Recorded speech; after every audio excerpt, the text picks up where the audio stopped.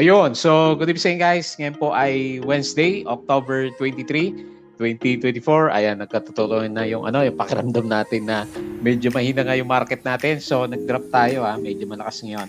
So negative 0.61%. So malit lang naman yung lumabas sa kanya. Net foreign sale tayo, 159.78 million. Pero ramdam mo din siguro, pababa ng pababa yung mga alaga natin na big caps na stock. So meron pa rin namang mga gumagalaw pero kakaiba 'di ba yung mga hindi natin namo-monitor na stocks or yung mga hindi masyadong trending yung gumagalaw ngayon dito sa market. So inisip ko naman kanina umaga baka gumalaw yung mga majority ng mga penny stocks pero selective din lang siya. So kung sino yung mga nagte-trending na small caps natin, sila pa rin yung trending dito sa review natin for today's trading. So ganun din naman sa US market, nag-drop din siya or rather nag-sideways. Nag-drop siya ng bago yung pre-close doon sa US market. Nag-drop siya. Tapos bago mag-pre-close, unti-unti nakabawi yung market nila. Kaya kasi tinitingnan din natin yung yung pre-market na naman nila, mapula na naman. So mukhang kulang sa catalyst din yung ating US market. So wala namang global news pa eh. So yung with regards doon sa war na rin sa Iran-Israel, wala pa rin naman kung kailan siya mangyari. So kulang lang siguro sa catalyst yung US market natin. Okay? So ito po yung ating mga trend stocks for today. So Macro Asia, gumalaw ba ito ng umaga? Medyo gumalaw yata siya. Nag-green to kanina umaga. Pero nag-close siya is 0%. So tingnan natin kung Dow G yung kandila natin.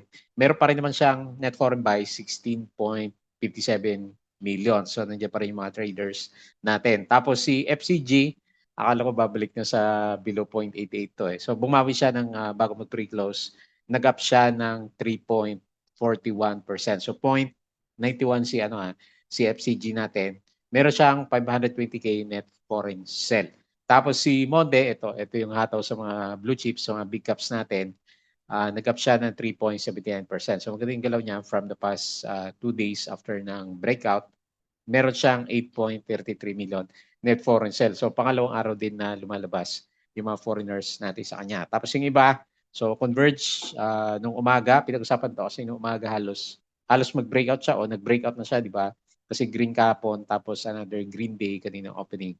Pero nag-close siya is negative 0.58%. So malaman Dow G, yung nakita din natin sa kanya. Tapos si ASEN, nag-drop na rin siya, negative 3.1%. Meron siyang net foreign sale din siya. Si Converge, net foreign sale ng 10.8 million. And then si ASEN is net foreign sale siya ng 7.55 million. Tapos yung isang stock natin na nag-breakout kahapon, di ba? Nag-breakout din to. Meron siyang 0.75% gain for today and meron siyang 5.57 million net foreign sell naman. Okay? So medyo matamlay yung galaw ng markets natin. So tignan natin bukas kung babawi siya pero yung Dow G talaga yung naging catalyst din natin. Kasi ilang araw na siya, di ba, na mapula tapos parang sagad yung ramdam mo din siguro kung medyo babad ka sa market na parang ayaw nang gumalaw ng mga alaga natin, di ba? So yun pala, medyo nag-ano siya, nagpipik. And then, ayan, so profit taking tayo for today's trading naman natin. Okay? So disclaimer pa rin guys sa mga bago sa channel natin. As usual, yung ating review is for education purposes na po yan. So wag mong gagamitin ito as a reason para mag-buy, sell, or hold ng stocks. Meron po kasing risk na involved sa market. Due diligence na lang po kung ano yung stocks yung gusto mong bilhin. And as usual, subscribe ka lang po dito sa ating Fluffy Trader na YouTube channel para updated ka sa mga reviews natin or kung gusto mo join ka dito sa trading community naman natin. Okay, so sa mga nakasubscribe, maraming salamat po dun sa mga usual viewers dito sa mga trading stocks. Laglag din yung view natin. Company reviews, mga sample trades sa market, mga basic indicators, technical analysis, fundamentals, yung mga risk management natin. Hopefully, hindi pa yan yung major pullback natin and yung ating mga basic na PSE stock market studies, crypto, medyo laglag din. So, Palabi Trader Crypto ko to para sa mga play to earn games natin or kung halimbawa hindi tayo makapag-upload sa main channel natin. So, check mo na lang po. Tapos sa social media, Facebook account na Palabi Trader, follow mo na lang para pag nagloko ulit yung YouTube natin, dito ko ipopost. Palawi Trader na Facebook page, pili ka na lang po. Bodega Peak, yung mga articles natin dito sa local market, US and bandang cryptos. Tingnan natin yung mga na-post natin. Konti lang yung nakita ko na na balita dito sa market. So dito muna tayo sa pinaka summary naman natin. So sino ang tinamaan? Services sector. Sino ba yan? Si Converge. Hindi, konti lang naman hindi naman sa service si ASN, di ba? Power to. So sino pa? ICT, yung mga alam ko na power. Rather services. So tignan natin mamaya. Property. And so yung mga alaga ko, drop din. Negative 1.04 at saka negative 1.92%. So ang berde lang sa atin is mining and oil. CPX saka si APX yata to. So marami din kasi tayong post kanina umaga. Yung mga global prices ng silver at saka gold is umakyat pa rin siya. So net foreign sale tayo 159.23 million. Bukas kaya babawi kaya yung yung PSC natin. Eh ang dami natin diyan, di ba? 15 billion yung net foreign buy. Pag hindi umakyat si PSC, baka maglabasan yung mga foreigners dito sa markets natin. So volume remain moderate, sabi ni Indesa, with net foreign sale contributing to the slight dip. So below 7.4, bad sign. 7,367.66 and negative 0.61%. So ito na yung mga galawan. Sino yung mga nagpagalaw? So Monde, ayan, buti pa si Monde, hataw siya 3.79%. So the rest, purong baba na. Wilcon, 0.84%, AC 0.77%, SCC ano kaya yung balak niya sa dividendo niya 0.74%. Okay? So yung mga nalaglag, Globe, dami nalaglag pala. Si Globe pala 'yan. Sa services to, di ba? Negative 3.35%, ASN 3.1, CNPF 2.61, ICT 2.49, Bloomberry, nag-ukay ito. 1.79%. GGS, ganun din. Nag-ukay din, 1.72%. Ayan. So, hindi natin alam kung anong gustong gawin ng foreigners dito sa market. Pero nandiyan lang naman sila, di ba? So, hopefully, bounce pa rin tayo for the coming few days. Prim. So, gumalaw si Prim. Si Prim ba to? Si Price, PPC yung umakit kanina. So, Prim to issue 531 million loan to PCMC. SMPH announces the opening of SMCT J Mall in Mandaue City, Cebu. It's 87th in the country. So, hopefully catalyst sa alaga natin. Foreign funds sold, Metrobank, Security Bank, ASN, AP, FGen, CNPF, DNL, FBFCG, Aboites, AGI, Costco, Ali, CLI, FLI, Emirates, Globetel, Converge, ATI, Cebu, at saka CICT. Ayan. So ito naman yung mga binili. Foreign funds bought, BDO, BPI, MER, SCP, GSMI, PPC, ABA, AC, Aboites, Costco, MEG, Robinson, at saka si Dito. Ayan. PLDT secures 2 billion social loan facility from HSBC Philippines. Ito yung galaw natin kanina, medyo pangit pa rin, no? Kahit alas 12. Laglagan pa rin yung mga stocks. All day home. Ano ba meron dito? Have appointed, okay, may bago silang acting president. The bull bear meter from Meralco shows bearish bias with 63% selling pressure versus 37% buying activity. Ayan. So medyo pullback ng konti si Meralco. SM Globe loyalty program raised 30 million to combat hunger. Mercado Barkada, this is a day 3 of celebrating over 1 million. Okay, so para kay yan? Kay Philstar, kay Mercado Barkada. The board of Prime Media Holdings, PRIM, approved 2 private placements with Valiant Consolidated Resources and CMAC Holdings Corporation. Okay, so may partnership. Alter, 6 ERC approval for interconnection project. Cebu, 38 daw siya. Malapit na pala. 34 yung current price ni Cebu, yung stock recommendations nila. So Manila Water subsidiary Filipinas Water has completed 1 billion sale of its 90% stake in Bulacan Water and Obando Water to SMC Bulacan Water Services. Megaworld expects 3 billion sales from its 12-story building. Artalan, so boutique property developer owned by Po family has received the green light from Philippine Stock Exchange CREC, bumaliktad din yata 'to kanina 'no, has partnered with Libanta Renewables. Okay, so wala masyado sa mga ano, sa mga solar companies na SPAC. Hindi rin natin makitang gumalaw. Share buyback, AGI, Unused Shipping Service at Mindanao Container Terminal boosts trade and fuels economic progress in the region. Para kay ICT 'to 'no, ito yung symbol ni ano, ICT. So the SM Group is set to open its 87th mall. Tingnan natin kung merong epekto 'yan. East-West reported a significant increase in bookings. So ito yung sinasabi ko kanina, yan. So kaya siguro medyo natira lang sa market kahit medyo pangit siya is yung mga mining stocks, which is dalawa lang naman yata to, si APX at saka si PX po natin. So S&P reduced earlier losses pero mix. So medyo mahina nga yung US market din natin. Concepcion family is rewarding shareholders with special dividends. Ayan, si RFM. Silver, ayan. So umakyat din si Silver. Gold surged to a new record. An ounce as the approaching US election and Middle East conflict fueled safe haven demand. Ayan. So lalo na kung medyo matuloy yung So grabe din yung yung gold, oh. Ang taas na rin ng galaw niya, no? Ang daming parang overbought na tong gold products natin, gold futures. Mer, okay na yan. Tapos yung galawan kahapon na yan. So medyo matamlay yung galawan ng US market natin kahapon. Buti nga nakabawi yung mga AI stocks na alaga natin, pero tinitignan ko yung futures, medyo laglag din po yung mga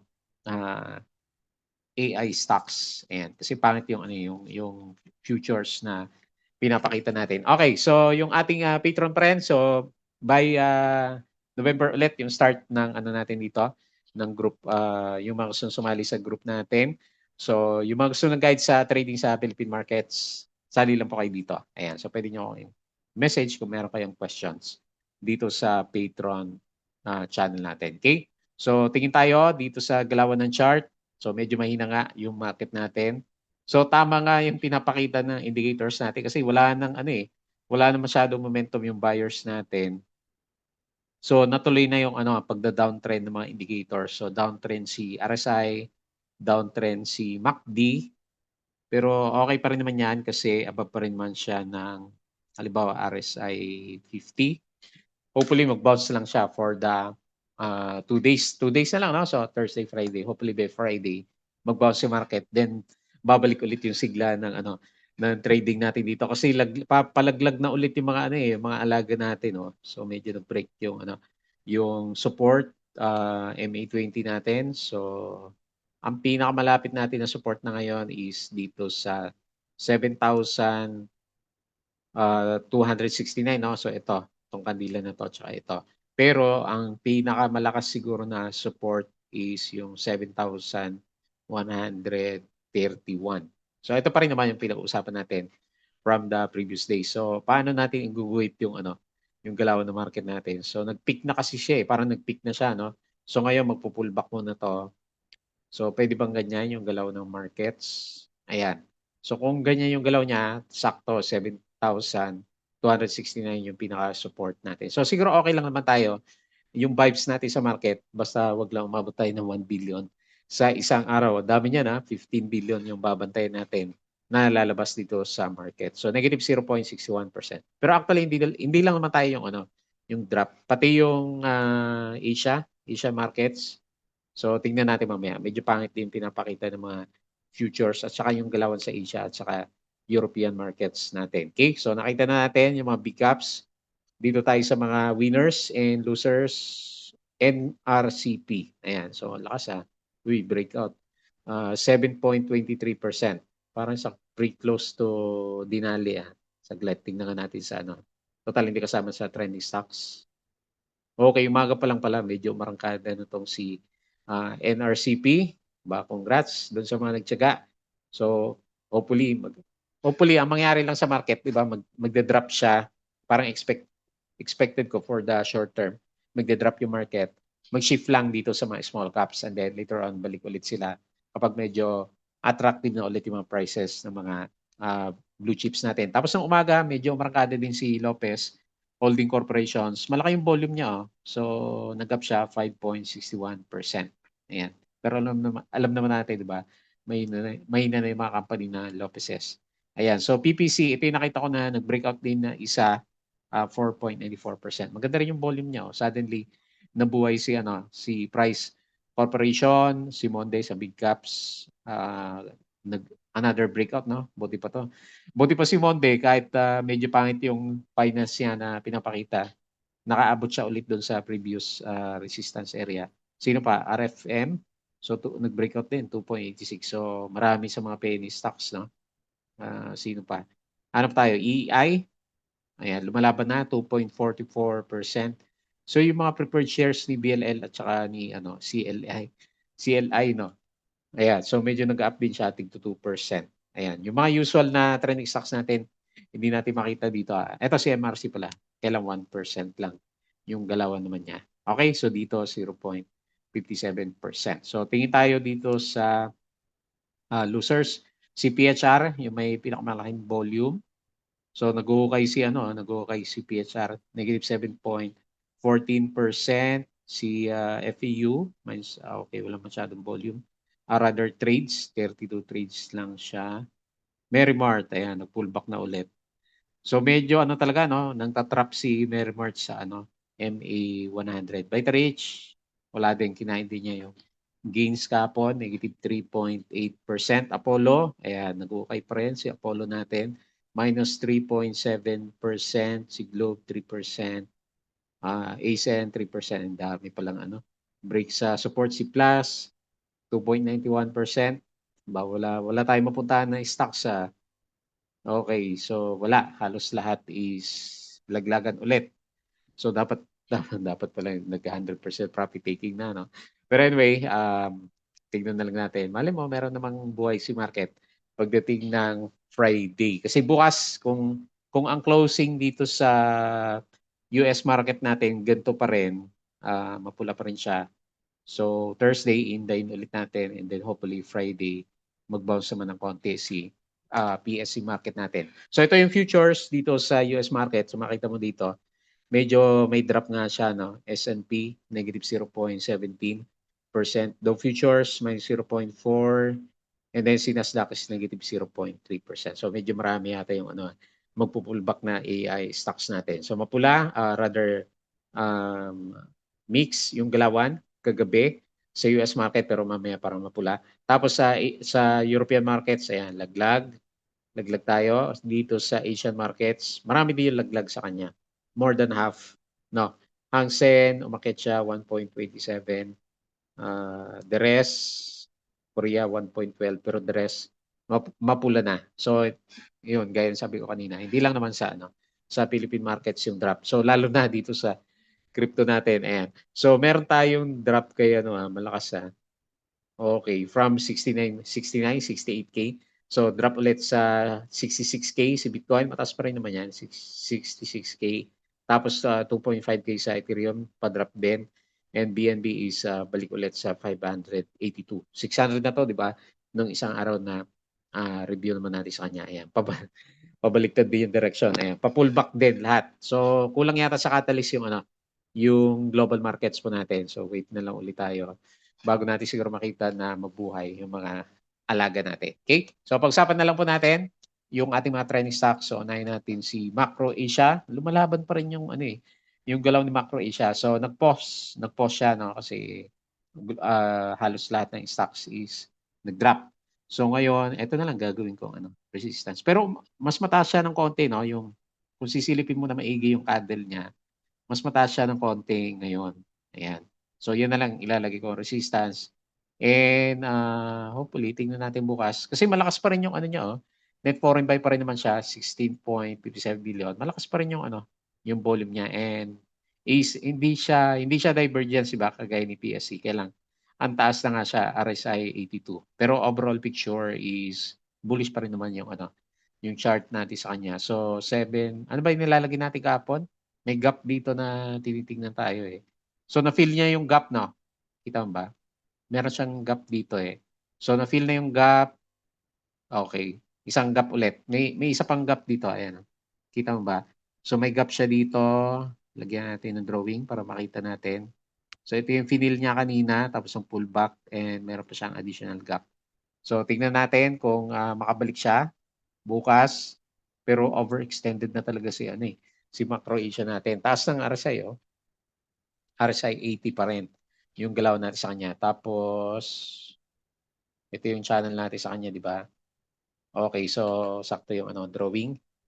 So ganyan na lang muna ipapakita natin sa kanya. Pero actually kung sisilipin mo na maigi yung chart niya, so kung palakihan natin siya, so actually bullish pa rin naman kasi pwedeng flag lang to nagfo-form siya ng flag dito sa area natin. Tignan natin kung meron pa diyan.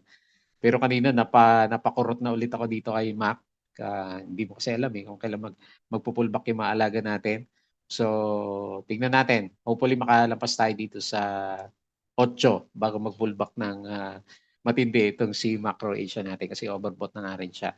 So, medyo obvious na. Pero kung kagaya ng ginawa nila kay Plus last time na habang pangit yung market is umakyat siya din, pwede rin naman, di ba? So, tignan na lang natin for the coming few days. Medyo overdue na siguro to sa normal na trading.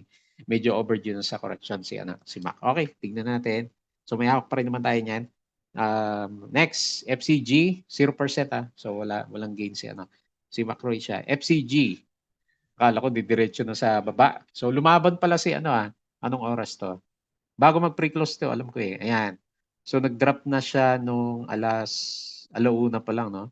Tapos bumawi siya bigla after ng lunch natin. Ayan. So, pero kung titignan mo, ano ba, pinilit o malit lang yung volume niya. No? So, ganun pa rin naman kung ano yung analysis natin kahapon. So, ilalagay ko pa rin dyan and dito na lang, pinakamalapit na support ni FCG natin. Pero good sign, at least, lumaban yung kandila natin sa kanya.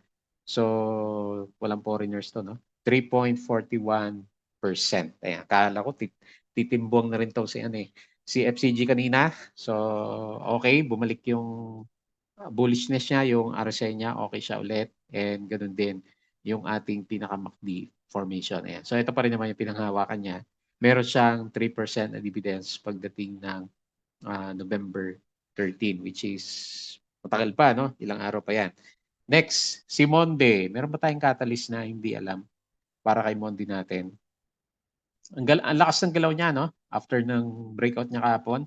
So, another green day sa mga may hawak ng ating Monde. So, 11.8, yung pinakamalakas na resistance niya siguro for this run-up. So, wala. Basag-basag na lahat ng trend natin. Yung mga drawing natin kahapon sa trend lines. Sumakto ba? Sakto siya pero may tendency pa ng gumalaw kasi nga bullish yung candle natin. Pero wala siyang foreigners. So 8.33 million net foreign sell. Pero up siya malakas 3.79%. Ang laki pa rin kasi ng niya volume niya no. So ayun tinulak talaga yung price action kahit walang foreign buying, tinutulak siya ng mga locals naman natin. Okay, so hopefully meron pa. Pero kung sa drawing, di ba? Kung sa drawing ng trading channel natin, medyo sagad na si Monde. Pero mali mo, stretch niya dito sa 11.8. Kasi siya lang yung malakas na big caps na stocks natin na gumagalaw as of this time. So medyo may konting overbought na siya. And solid, malakas lahat ng indicators natin, RSI at saka MACD formation naman. Okay? So hopefully hindi pa pero parang sobrang stretch na si Monde din natin, no? Okay, so mali mo tulak pa rin siya bukas. Tingnan natin. Next, Converge. Ito nag-Doji yata si Converge, no? Ayan lang. Yan lang pag Doji medyo kiniwasan natin yung candle na yan Pero anyway, ganun talaga. So tingnan natin kung yan na ba yung pinaka-peak niya, 17.72 bago siya magkaroon ng significant na pullback. Kasi pang ilang try na yan 1, 2, 3, 4, 5. Pero ayaw niya mag-breakout sa 17.5 o 17.4. So alam mo na, medyo na yan, bad sign. Kumbaga, pero mali mo, tignan natin bukas, kung malakas yung galaw ng market, pwede rin naman ibalik niya yung price action niya. So may din siya. So parehas kay PSC. Meron din siyang divergence na. Balik natin si PSC para makita natin. Yun. So, yung drawing natin na yun, di ba? So, kung wala siyang foreign buying by tomorrow, then most likely, mabibreach natin yung support dito sa MA20. Kasi net foreign sell pa rin eh. 10.83 million net foreign sell, negative 0.58%. Ewan ko lang kasi pang 1, 2, 3, 4, di ba? So, 4 na try, 5 try is ayaw pa rin niya. So, most likely, ayaw niya. So, ganun yung parang logic niya. Pero minsan, nagbabago nga yung sentiment market. So, tignan natin bukas. Hopefully, mali yung analysis natin sa kanya. Next, ASEN. Ito, medyo bumigay si ASEN natin. Ako, na-breach. Na-breach na naman yung support niya dito sa MA 100. So, ngayon, nagre-retest siya. Ano ba, pwede na ba natin ibaba? Ito kasi yung next na support niya, medyo malalim eh. Pero nandito pa rin naman siya. So, tingnan natin, malam mo, mag-bounce siya bukas. Okay, pwede pa rin naman kung mag-bounce siya is pwede pa rin mabuhay yung previous trend ng price action. Kailan nag-ano siya, no? Nag-lower high yung yung price action natin sa kanya. Pero mali mo, may instance naman na ganyan last time, bumawi pa rin naman yung price action niya. Okay? So, pero very weak nga po siya. Parang si parang si Converge yan. So, meron ding divergence sa price action natin. So, hindi na siya gumagalaw pero pababa yung mga indicators natin. Mga bad sign yata yung mga nakikita natin. Ha? ASEN, negative 3.1%, 7 million net foreign sell. And then lastly, si OGP. Okay, so ito matindi. No? Pwedeng pumitik si OGP natin. Kasi nag-ano siya eh. Red siya. Okay, masabi mo red siya. 0.75%. Oh, but may net foreign sell. Minus 5.57 million. Pero hindi bumabagsak yung price action niya. Tapos overbought pa rin yung yung RSI. So minsan kasi may momentum yan eh. Pag overbought yung stock natin, mababa siya ng konti dito sa volume na to. Pero good sign kasi para siyang flag formation, di ba? So actually, pag may magtulak lang dito, pwede pang gumalaw si OGP natin. So drawing ulit natin yung trend channel niya. Hindi pa naman siya bumabagsak eh. Di assume natin na pwede pa siyang umarangkada. Okay, so ganyan lang muna yung nakita natin kay OGP. Hindi naman gumalaw masyado eh. 0.75%. Okay? So balik tayo sa PSE. So medyo matumal. Matumal yung mga alaga natin. No chance na ba na gumalaw si PSE natin? So yun na ba yung pinaka-peak natin for this run? Kailan ba niya mag-establish ulit ng higher low formation? So siguro magdedepende din tayo sa galaw ng US markets naman natin. So malapit na yung election nila eh. So kung hindi nga lang siguro doon sa upcoming na na 'di ba, Iran-Israel eh. So baka yun yung inantay ng market na matanggal sa negative sentiment bago siya umarangkada ulit. Hopefully, hindi na matuloy yun, pero nasabi na kasi nila na gagawin naman nila. Kaya nag-anticipate din siguro yung market natin. Okay po. So yun lang muna yung ating review. As usual, bago tayo mag-close, please don't forget to subscribe dito sa ating Palabi Trader na YouTube channel. Join ka lang sa group guys sa akong sumunod guide. Crypto ko to. Facebook account, Facebook page, Bodega Peak, Twitter, and Patreon sa mga gusto ng guide sa trading sa market. Sali lang po kayo dito. Okay? So yun lang. Maraming salamat. Kita po ulit tayo bukas.